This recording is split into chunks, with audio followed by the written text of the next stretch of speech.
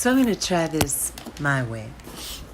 Spontaneously pushing my glasses up my nose because they won't stay up.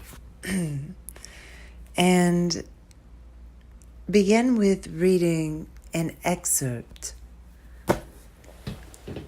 from some of our more fascinating authors alive today, such as Graham Hancock in America Before. An Enchanted Realm.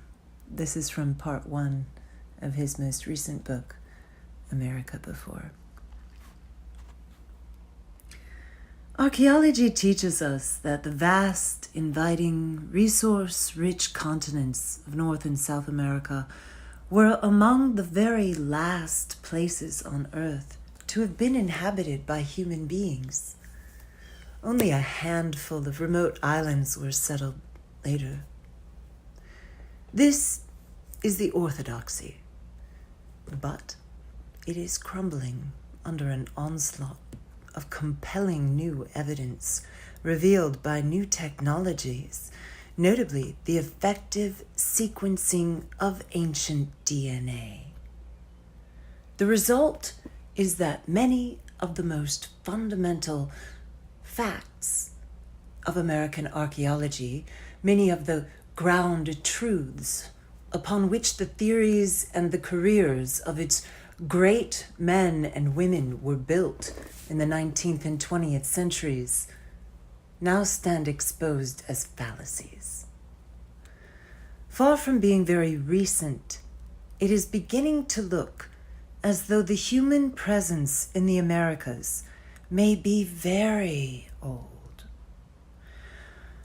Perhaps more than 100,000 years older than has hitherto been believed.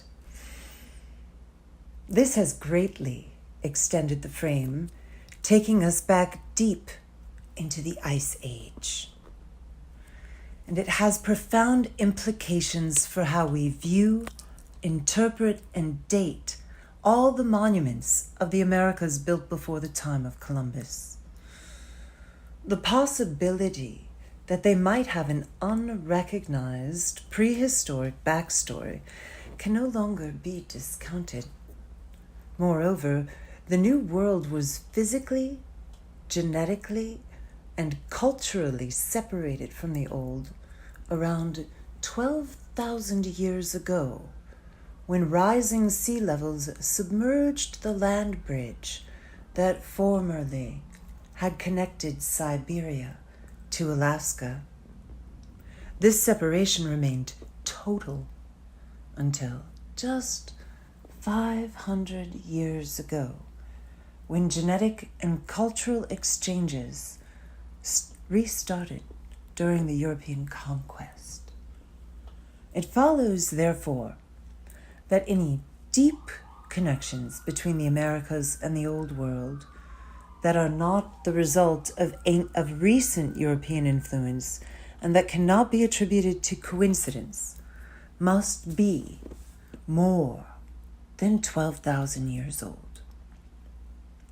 It was with all this in mind, on June 17th, 2017, that I made my first visit to Serpent Mound, a National Historic Landmark in southern Ohio, described as the finest surviving example of a prehistoric animal effigy mound in North America, and perhaps the world. It's in Adams County, about 75 miles east of Cincinnati, and about 7 miles north of the town of Peebles, by way of SR 41N and OH 73W. State Road 41 North and Ohio 73 West. With its rolling hills and green meadows, this is a predominantly rural, substantially forested part of the state, running northward from the Ohio River. On that vibrant summer day, every tree was in full luxuriant leaf. Every flower was in its bloom. The fields glowed, and the winding lanes seemed part of a bucolic dream. In some remote epoch, however, this entire idyllic area suffered a devastating cataclysm, the most striking remnant of which has all the features of a classic impact crater 14 kilometers in diameter, with a pronounced central uplift, sunken inner ring graben, transition zone, and outer rim. Millions of years of erosion have softened its contours, but Google Earth or an overflight reveal its obvious crater-like appearance. In some remote epoch,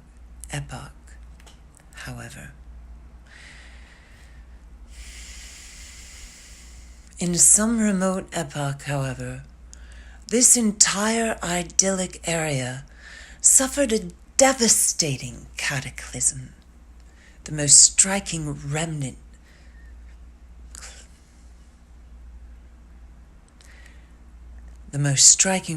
of which has all the features of a classic impact crater 14 kilometers in diameter, with a pronounced central uplift, sunken inner ring graben transition zone, and outer rim. Millions of years of erosion have softened its contours, but Google Earth or an overflight reveal its obvious crater-like appearance. Most geologists agree that it is the result of some kind of explosive event, but the nature of the explosion for a long while remained unsettled, and there were heated arguments between those who favored volcanism and those who favored an impact by an asteroid or comet. Because Serpent Mound is the best-known feature within it, and because of the uncertainty caused by the dispute, the crater was therefore officially known for many years as the Serpent Mound crypto-explosion structure.